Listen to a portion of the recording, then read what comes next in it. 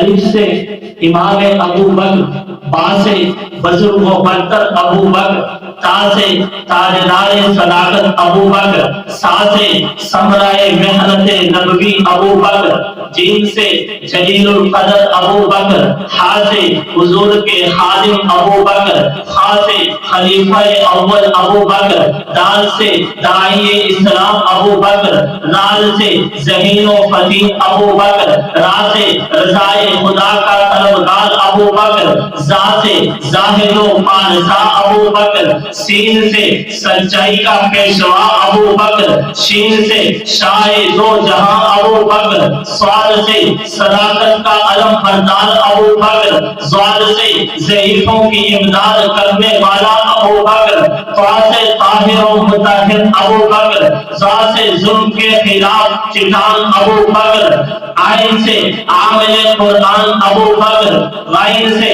غیرت مند انسان ابو بکر، اور فا سے فاطمہ کے نکاح کا گواہ ابو بکر۔ حضرت ابو بکر صدیق حضرت فاطمہ کے نکاح کے گواہ، اور گواہوں کے بغیر نکاح نہیں ہوتا۔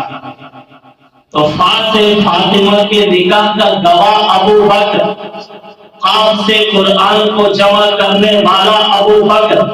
کاف سے کرم خدا کا سوالی ابو بکر، لام سے لا الہ الا اللہ کہنے والا ابو بکر، میم سے محمد کا جانشین ابو بکر، نون سے نائب رسول ابو بکر، واو سے وفا کا علم بردار ابو بکر، ہا سے ہدایت کا نشان ابو بکر، حمزہ سے امت کا امام ابو بکر، یا سے یہودی کے منہ پہ تماشا ابو بکر۔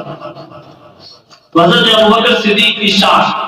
اسی لیے تو کسی نے کہا نا، پہلا مددگار وہ پہلا صحابی، پہلا مددگار وہ پہلا صحابی، نبی نے جسے ہر قدم پر دعا دی۔ وہ افضل بشر بعد از انبیاء ہیں، وہ جانے صداقت وہ جانے وفا ہیں، فرشتے اسی کی اداؤں پہ عاشق، اسی کی نمازوں